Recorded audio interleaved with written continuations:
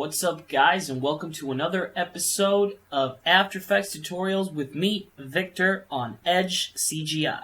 I'm going to be showing you guys how to recreate this video that I made earlier, so we sort of have a target. We know what we're working towards.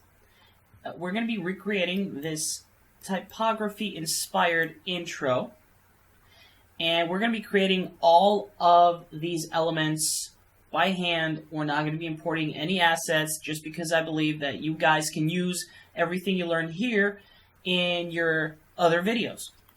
So let's get started. Open up After Effects and create a new project, new composition. And the first thing we're going to be making is a logo that we're going to be using throughout the project. We're just going to draw a simple vector logo, nothing fancy, and you guys are free to draw your own logo. It doesn't have to look like mine. It's all good. So you just take the pen tool here, pick a color.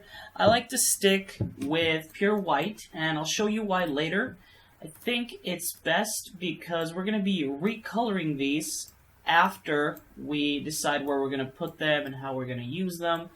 So I like to stick to white, but you guys can use any color you want. There's really no correct answer. And just like that, see, this is more than enough. We got a basic white shape, and we're going to need to add a background to this just temporarily, or even easier than that, we can edit the composition background to something a bit more dynamic. There we go.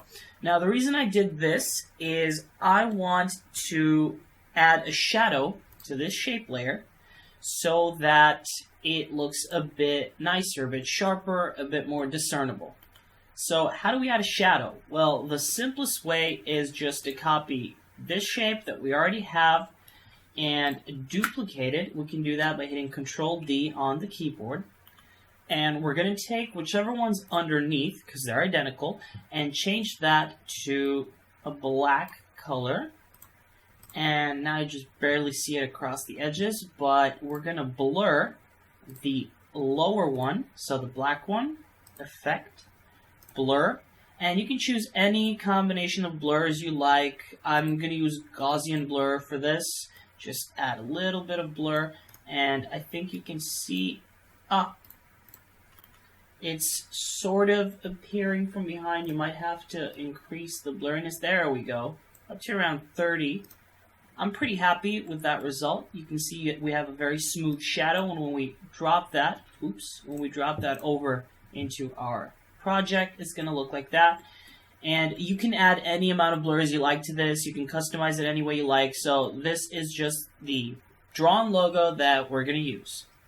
Next, we are just going to name this logo, and we're going to leave it. We're not going to be using that for now. So we create another composition, and we get started on another object. Now, you'll see here that for all these elements, I like to use square canvases, 1600 by 1600. This is just an arbitrary number, and since most of the stuff, well, actually all of the stuff we're going to be drawing today is entirely vector, it doesn't really matter. You could use 160 by 160, and the reason I use a square is just because I like the shape. It helps me draw symmetrically, and if we turn on the canvas here, actually the canvas grid under this button here, we can see this sort of easy to work with ruler, and it helps us stay within the lines.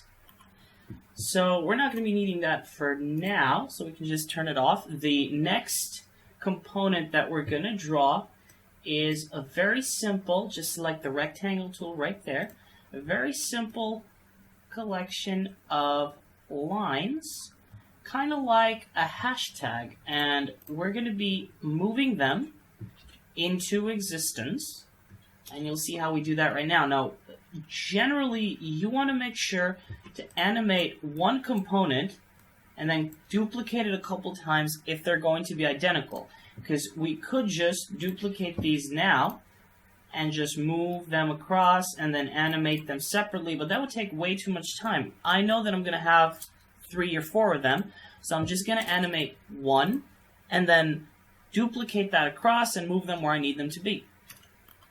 So we have this here rectangle, or line if you want to call it. The first thing I like to do when I draw a shape layer like this is go down to its properties, and not under its transform, which governs the transform of the entire layer, but under the rectangle's properties and the rectangle's transform. And I like to move the position to 0, 0. Now that centers it. Not that it really matters right now, I just really like symmetry, and this sort of helps me put things in perspective. I know exactly how much I'm going to move it and in what direction. You don't have to do this, but it's good practice. So my plan for this asset is to have 4 lines that enter the screen into a hashtag shape. Or you could use 6 or 8. It doesn't really matter. It doesn't even need to be a hashtag. The point is, they're going to move in from outside the screen. Now, if you were moving this line from like that point to the middle, you would have to either make its opacity 0 and then 100 so that it blends into the scene, or maybe scale it down from 0 so that it looks like it's growing out. But I like to use the canvas to cut that work in half, because anything you place outside the canvas automatically becomes invisible when you place this entire object into another composition. And I'll show you what I mean right here. Let's say that we have a new composition, and we'll call this main. Well, let's just make that a realistic resolution. And this is where we're going to put all the objects together. Let's drag that new line we just made. Now you can see, if we just scale that down, that the line is visible towards the bottom of the canvas. And if we go in there, we can see that the line is only partially visible. So if we move it outside the canvas, in main, it's completely invisible. It should be right there where my mouse is, but it isn't. And we're going to use that to create a really, really simple effect by sliding this line from off the canvas into it. And here's how we're going to do that. So first, we're going to want to put it back where it was, just like that. And from here, we're going to make a very simple movement. Now, I like to use the main transform for this, but you could just as easily use the rectangle transform. In fact, you might find it even more useful since that one centers at 0, 0, and this one centers at the global 800 by 800. So, you know what? Let's just use that one. Why not? Let's break practice. So, you click the time vary stopwatch, and what this does is it commits any changes you make to this value at different points in time, and then it moves between them smoothly. So if we do this, if we move the line off the screen at 21 seconds and on the screen at 0, it moves between those two values. Easy peasy. What we're actually going to do is, well, the opposite of that, but I'm going to zoom in so that you can see closer, because we don't need to be working across 20 minutes. And as you can see, my composition is currently 20 minutes. I don't care about cropping it. I just grab this time navigator end and zoom in. And here we can see 5 seconds, 10 seconds. So let's go 5 seconds in, or maybe even zoom in further. We only really need about 2 seconds should be enough. So at 2 seconds, we hit the position time vary stopwatch, and then we move the time indicator to 0, and we place this object where we want it to be at the very start. That's off screen. And now when we move between 0 and 2 seconds, we've got that smooth motion. I should probably tell you guys at this point that you're seeing these white outlines on the black line. This is just an anti-aliasing anomaly. They're not really there. As you can see, when I zoom out, they disappear. You might not even see them in the video, but I should warn you either way.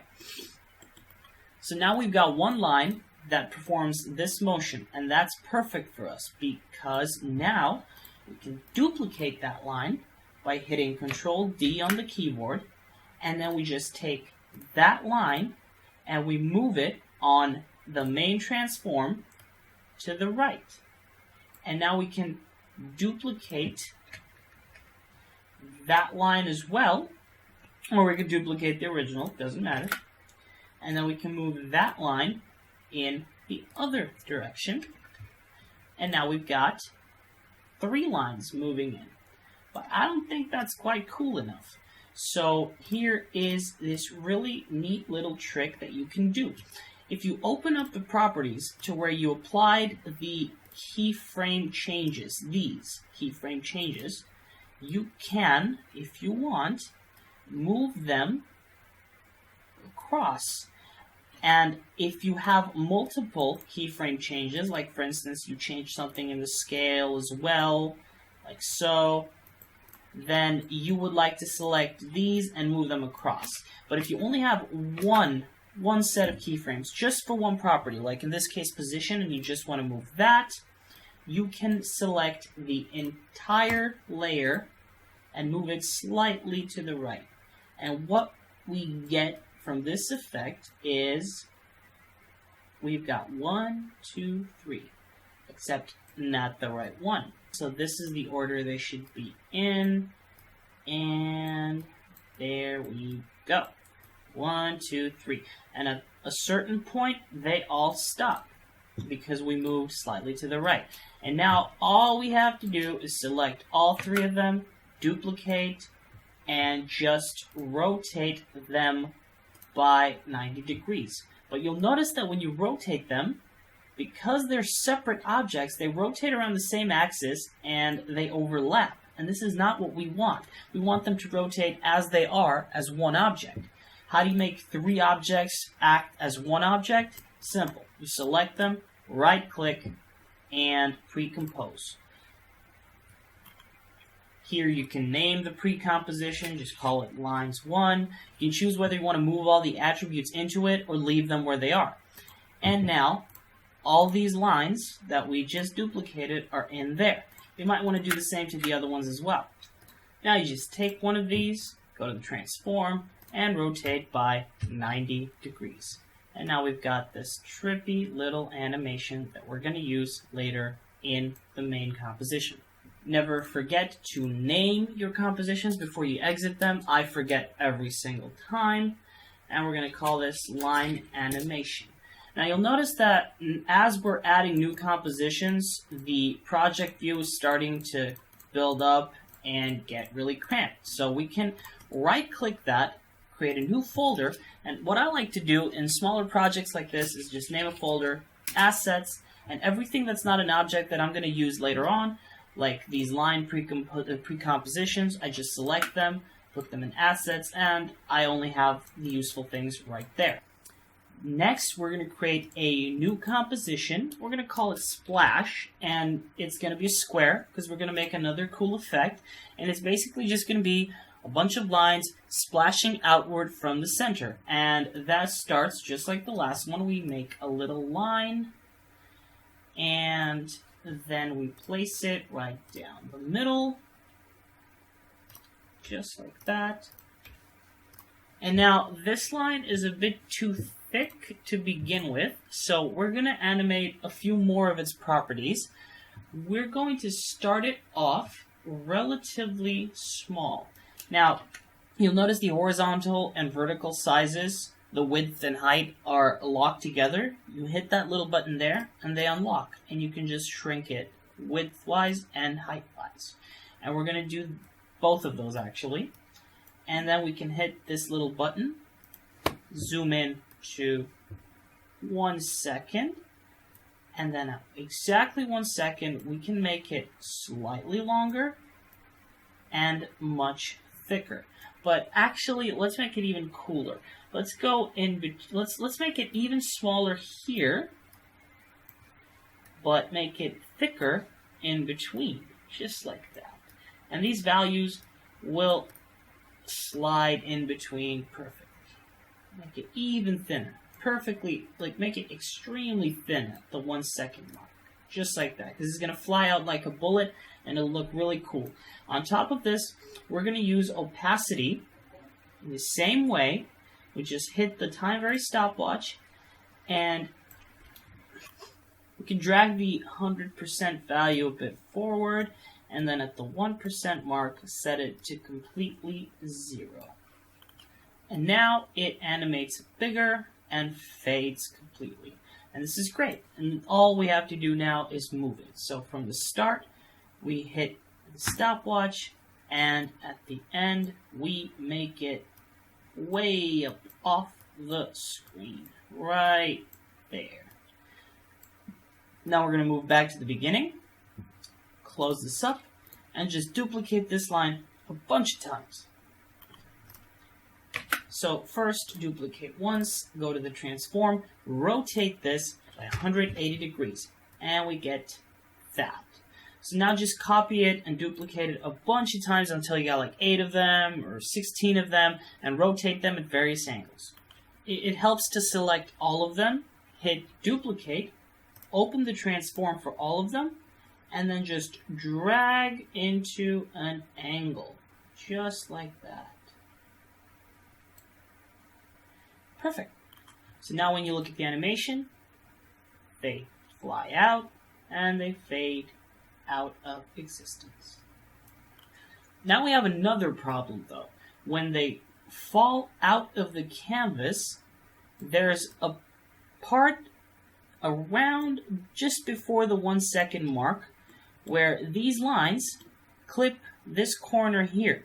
And we don't want that because these lines have already disappeared. So if we put this as it is into the main composition, it's going to look like that. Let me just zoom in for you right there.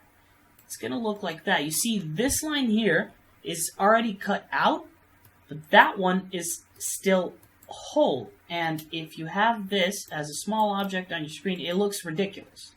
We can't have that. We need them to cut at the exact same point in a circle. But our canvas for the splash is a square. So the easiest way to change the shape of the canvas and dictate what is visible and what is not visible is to apply a mask.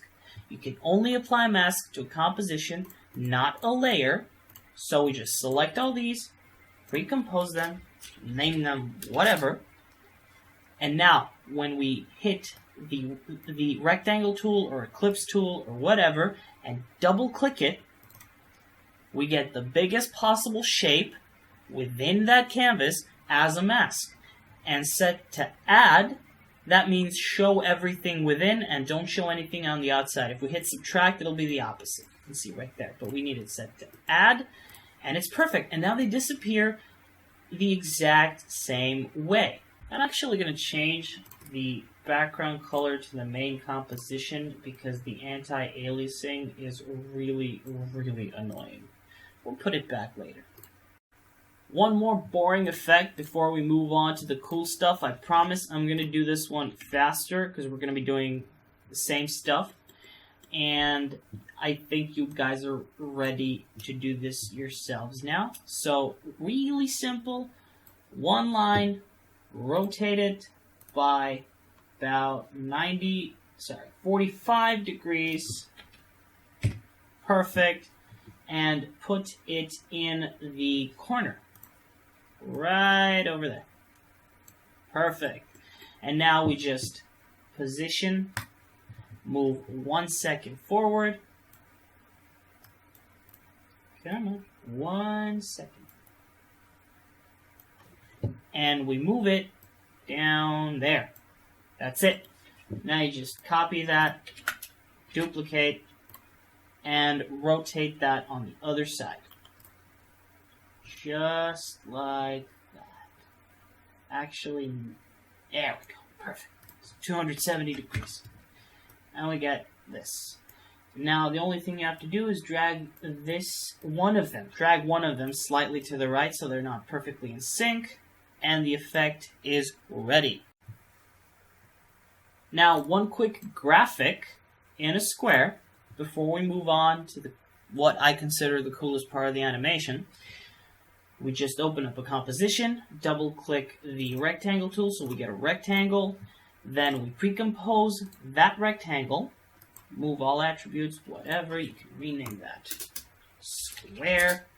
And we're going to go to the mask expansion, and here you can just move the mask inward, just like that.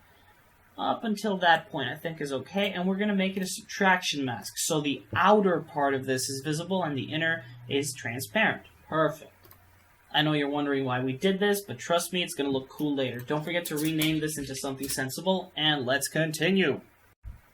Alright, now for my favorite part, the spinner, as I like to call it. This is a very cool type of animation that I see in just about every After Effects motion graphics video, and I will never be tired of it. So let's start with a simple circle. Once again, we double-click the Ellipse tool, perfect circle. We pre-compose the perfect circle so that we can add masks to it, and then in the same way, we add a mask, we expand the mask negatively, we make it a subtraction mask, and we get this ring. Now we're going to ruin this ring, and we're going to animate it. You can duplicate it now, or you can duplicate it later. It's all the same, it's your choice. I'm going to duplicate it now. I think that's the simplest way, but you can argue with me. Let's rename this duplicate circle 2, duplicate that into circle 3, and whatever, let's just make another one. I think the best way to fiddle with these is just take the second circle entirely and scale it down the center so that it barely touches the bigger one. And then you do the same to the other two. Now, if they look like they're covering way too much surface, you can make them bigger, wider. It's up to you. I might actually tweak these. You know what? I'm going to tweak these a bit. So maybe that mask doesn't need to be that thick. We can go a bit bigger and put this. And just move that back. I made a judgment call. 4 circles is too many. Perfect. So now we want to damage this a lot. We want to break it up. Now, one nice thing about masks is that you can combine as many masks as you like in whatever combination. We're going to click the little eye icon on all the circles except for the smallest one. That's going to make them invisible for now so they don't get in the way. Now we're going to destroy this circle. Selecting the pen tool allows you to draw your own masks. And we're going to draw masks that cut the circle into any shapes that we like. Don't forget to make the masks subtractions, not additions, because we're cutting, we're not adding visibility. And we just draw a bunch of these. Don't be afraid to play with these shapes. They can be whatever you want. Beautiful. Now we do the same to the other circle. So we make that one visible, this one invisible, and we keep cutting. Don't forget, you gotta make mask subtractions. There we go. Now the same thing to the last circle. Don't break all of them up evenly. Make some of them really broken and some of them just a little bit. They'll work really well in the end. You'll see. Alright, now let's make all of them visible. Look at that masterpiece.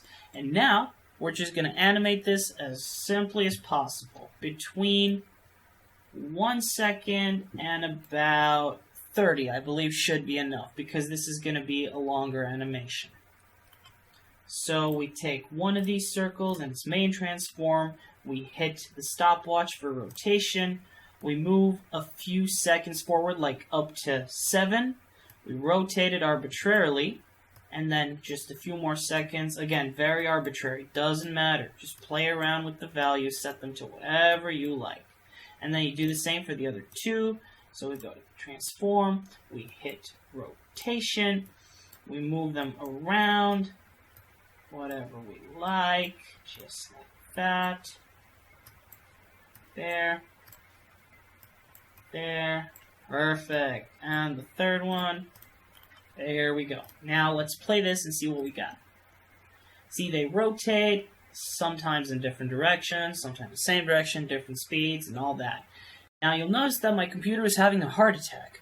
Some say that this is normal, but if you would not like your computer to continue having a heart attack, what you might want to do at this point is go to Edit, Purge All Memory. And that will purge all of your RAM memory of Adobe After Effects' cache. And that's really useful when you want to clear your memory and, avoid a heart attack. Because who wants that? before we wrap up and start putting all this together, we're just going to need a flag. We open up new composition, make it the size of our main. I'm using standard HD 1920 by 1080. And on this, we're just going to draw a bunch of rectangles, just like this. Just draw a rectangle, pick a color for it. Here we do actually color them in advance because I don't want to color them afterwards. It's just the flag. It really doesn't matter. Make them different sizes. You can even make them different shapes. It really doesn't matter. This is all very decorative. Just make a flag.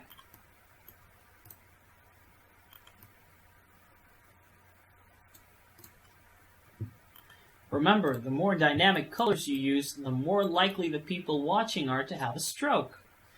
I, of course, am colorblind, so I have no idea what I'm doing. But I like colors. I like mixing colors. You can use any colors you like. It's all good. There. That ought to be good. And we just save this, and we call it flag. Beautiful. Alright, so I got some good news. We can finally start animating the main composition with all of these objects that we just made. So first things first, let's make a fade-in transition, or just an entrance transition. Now the first thing I want to do is crop the main composition because it's too long. Just going to crop it down to 1 minute. It's not going to be 1 minute, but that should be okay to work with to begin with. The first thing we're going to do is drop the diamond on top of here, rotate it by 45 degrees so that it actually is a diamond, and now I'm going to show you a trick. And the reason why we made everything black or white. I don't like to color things in advance because I might change my mind later, and they're not very reusable if they're all blue and then I want them to be red. Technically it's all the same, but I like to standardize and color them afterwards. And here's how you do that. So you select the diamond, you go into Effects, Color Correction, Change to Color. You select the source, and you select the target. The target, we're just going to make another funky color. Let's have some fun. And if it's not working, that's because your change variable is not set to hue, lightness, and saturation. Holy, that is a horrible color. Let's go darker, darker, darker, darker. Perfect. Okay, so we've got this diamond, and we're just going to make it way bigger. And we're going to transform, scale, and then 1 second in, we're just going to make it all the way down to 0. Exactly 0 so that it disappears. And we're all set. And now we're just going to duplicate that diamond a couple of times, move it slightly to the right, but we want to make sure that they are touching. Or maybe we don't. Doesn't really matter. It's all up to you. This is the part where you can really get creative. And that's why you made these assets, so that you can use them any way you like. There's really no correct answer. And now that you did this, I suggest that you switch up these colors. So now you see you have this handy little menu here that lets you change the colors immediately. You don't have to go inside the asset and find where you apply the color. It's all good. You just click it and you switch. I have to admit, colors are not my forte, but I think that's beautiful. So now we have this transition in, and halfway through the beginning of that, halfway through the duration of that, we want the flags to kick in as well underneath. So of course the first thing we're going to do is pre-compose these and call them diamonds, just to get them out of the way, because they take up too much space. And we drag the flag down. The flag's going to be underneath all that. Those are way too many colors. Little tip, when you're doing this yourselves at home, do everything the exact opposite of what I said, because hopefully it will not look this colorful. Anyways, we went too far to go back. So we take this flag, and we want it to transition into the screen. Easy peasy. We take the transform, and we know that at exactly this point we want it to be midway. So we hit the position, we place it somewhere midway, that's around here. At the beginning, we want it to be off the screen, and at around 1:30, we want it to be right about, let's say right there, so that the pink is visible, and we can use that as a frame. And now we just copy that, and we flip it upside down. We want to apply the same transforms, except upside down. We can do that by just dragging these little values around. Easy. So now we've got this vomit-inducing roller coaster, and it stops right there, except we want this flag to be low. There we go. Perfect. Now in this space, we're going to start with the logos and all the other stuff. Don't forget to pre-compose to get these out of the way. And the first thing we're going to add here is the logo. Scale it down. And now we want this logo to appear somewhere down the middle, let's say. And we want to have a cool transition in. So let's look at the effects. And let's use this menu here. This is the Effects and Presets search tool, where you can write anything you want to find the effect by name. I know of Venetian blinds. This is a really cool effect. You'll see what it does right here. We just drop it on the logo.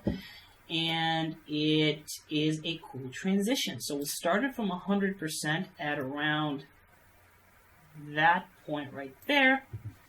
Zoom in so that we can see under Effects, Venetian blinds, and you can see the transition. We don't want it to last this many seconds, so we're looking at 1 second, and then really quickly afterwards we want this to be perfect. And now at this point, we're going to want to move the logo. So we hit Transform, Position, and then a few frames later, we want the logo to be over there, all the way over there. Now, there are a bunch of animations that I want to add on top of this, but we'll add those later, and I'll show you why. It's kind of like adding salt and pepper to a dish. Well, actually, it's nothing like that because you add salt and pepper during the cooking, but think of it like seasoning. We do that after. Alright, so once the logo is right there, at this point, we want to add the spinner. Again, scale that down. We place it over the logo. Just like that.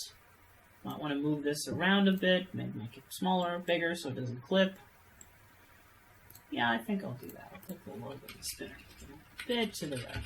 Just like that. Okay. So now here's where the spinner is, but it's not where it should be before that. So we take its opacity and its scale, and tell even its rotation, why not? And we go back, actually no, we want the spinner to be visible at this point. And starting from when the logo arrives, this is where the spinner needs to be. 0 in scale and 0 in opacity, and I'm just going to rotate it a bunch so that when it shows up, the entire thing is rotating. And then when it arrives, it just keeps spinning slowly. Very cool. And again, with both of these, we're going to use that trick I showed you before. So we select the spinner, we add an effect, color correction, change to color, you select the from, and you select the to. And you can use any color you want.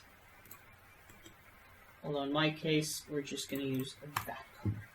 Don't forget to set the change to hue, lightness, and saturation so we get the full effect. Oh my god, that is ugly. No. We're going to use a better color for that. Okay, that's less horrible. Now I'm going to do the same thing to the logo. And use the same color. Change to color from white to that. And you see now I can just click it right there. I don't have to look for it.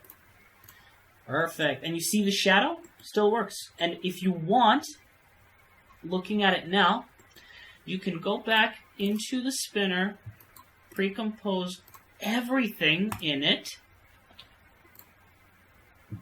and duplicate that and blur the one that's underneath so that you get a shadow. I didn't do this before. I didn't think it would be necessary, but if you want to, you can. Just shows that if you plan your project well, you can make changes at any point and they'll stick and it'll be great. Perfect. There we go. Nice and blurry.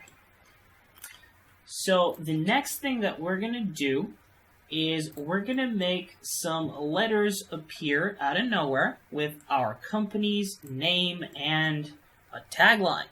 So let's do that.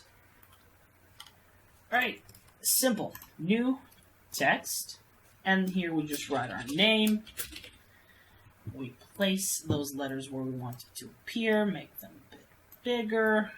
Let's say there should be perfect. We can change their color to a nicer color. Come on, there we go. And then we're going to use masks for the simplest entrance transition in history. So we want the logo to appear at around there. Let's say we want the logo to appear there. So at this point, we want it to start appearing. So it will start from under here, position, move a few frames forward, and it goes up there. And all we have to do is pre-compose it, text, and add a mask that says only be visible while you're in here. Simple.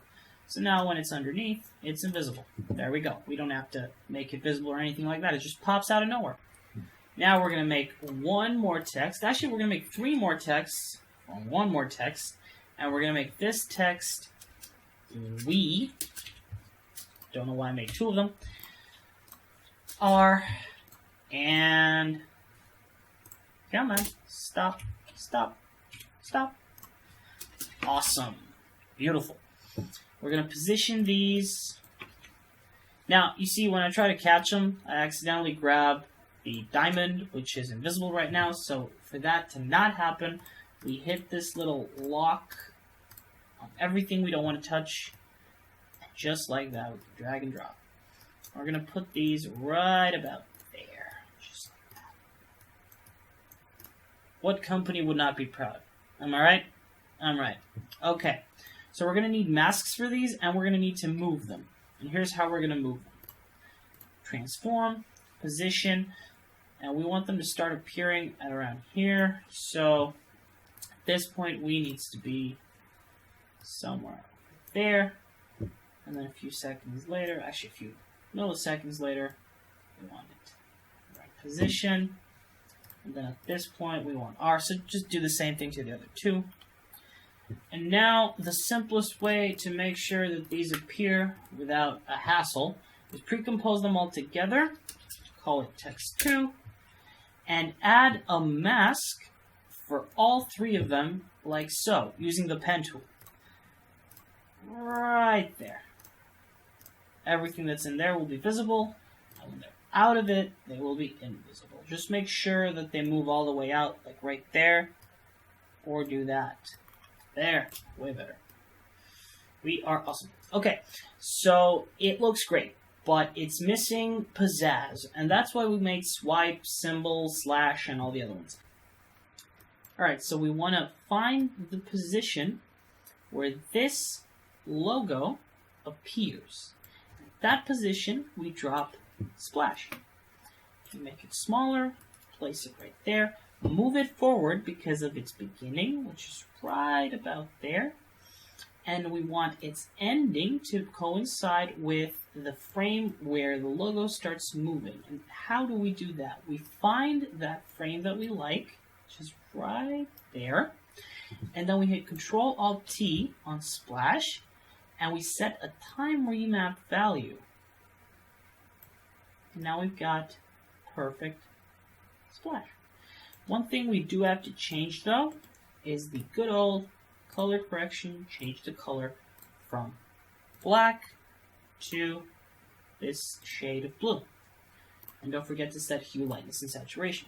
There we go. It works. And now, when it lands right there, now there are two ways we can add another one. We can just copy, paste this, and move it, or we can use another time remap. But I don't like using time remap so much, so I'm just going to duplicate the same one, call it /2, and move it right there. But we're going to make this bigger. There we go. And we want it to start just as it's landing. Make it I made it a bit too big there. There we go. So it arrives and splash. Beautiful. And now those letters come up. So these letters are pretty cute, but as they appear, I also want something to signify where they're coming from, and for that we're going to use the hashtag. Now we take a line anim, drop it on there, make it smaller, rotate it, and place it right there. We just want to make sure that it starts about here. So move line anim right there. Control Alt T. We want it to be over by that point. Time remap all the way through. And now we get this quick little effect, just like that. Zoom. And don't forget, good old color correction, change to color. Easy, easy. Now, we're just gonna duplicate. Remove one of those down there, and the other one down there. And now we just drag them a bit to the right. There we go. Perfect. We might have to move that one a bit to the left, though, or adjust the mask for awesome. I think the best solution would be to adjust the mask for awesome. Undo text to, we just put the mask right there. Perfect. And now we get, we are awesome. Beautiful. And on top of all this, I think that when the logo appears, we can have yet another animation starting here. I think I named it Swipe. So we drag Swipe onto this. Don't forget to move forward. And at this point, we want it to begin. So again, Control Alt T, time remap. It starts here and it ends pretty much immediately. So I can start a bit before that. And we want it to end really fast. Really fast. So it'll be barely visible. Just whoosh. Again, we want to put this under the logo. We don't want it to cut over, even though it won't be noticeable since they're the same color. But I'm a stickler for these things. Again, change the color. Simple, simple. From black to blue. And we're all set. This is what we got. And now on top of that, we want to add this to Awesome Ink just a couple times, a couple different places to give it a bit of flair. So when Awesome Ink appears fully right at that frame, we want to add, let's say we add a couple of splashes. Why not? Let's add some splashes. Splashes are cool. And we got nice and cool. You can even move them slightly apart, like so, if you don't want them to occur at the same time. And maybe even move this one a bit lower, like this one here. So really you can play around any way you like. The whole point of making all these effects in advance is so that you can play with them any way you like. And yeah, you learn how to make them yourself. You can tweak them, you can copy paste them across, and now the final project, the final product that we've got is this neat little animation that you can use for your products. And there are parts of this that I consider too fast, like the "we are awesome." Now, this isn't good practice, but this is something that you should know for the future because it's gonna happen and you're gonna hate yourself, but you're gonna end up doing it. If certain parts of the entire composition are too fast and certain parts are too slow, this is the most ghetto way that you can solve this. Now, I don't suggest that you rely on this, but it's good that you know how to do it because eventually, I mean, you're going to use it at least once. So you can pre-compose an entire composition with all of its components and time remap it. And what I mean by that is this part here, from this point to that point, is far too fast. So we can go to the beginning of it, time remap, drop a point right there where we are, and delay this point. So this is point 259. We can go further down and set 259 to be there. And now when you replay this entire thing, first slow, then it comes up to this point, and then it should slow down. But as you can see, this is very ghetto, and I don't suggest you do this because it slows down the entire composition. But if you have no choice, you see, for the actual letters, it works great. So it's up to you. I don't suggest you use this, but I think you guys should know that it's possible. The best way is to make sure that everything is the right speed as you are building. Well, that's it for this tutorial, guys. I hope you enjoyed it. I hope I didn't accidentally make you colorblind or anything. And I hope you come back. As always, leave a dislike if you hated this video, but if you liked it just a little bit, leave us a like. We really appreciate it. And subscribe for more. This is Victor with Edge-CGI signing out.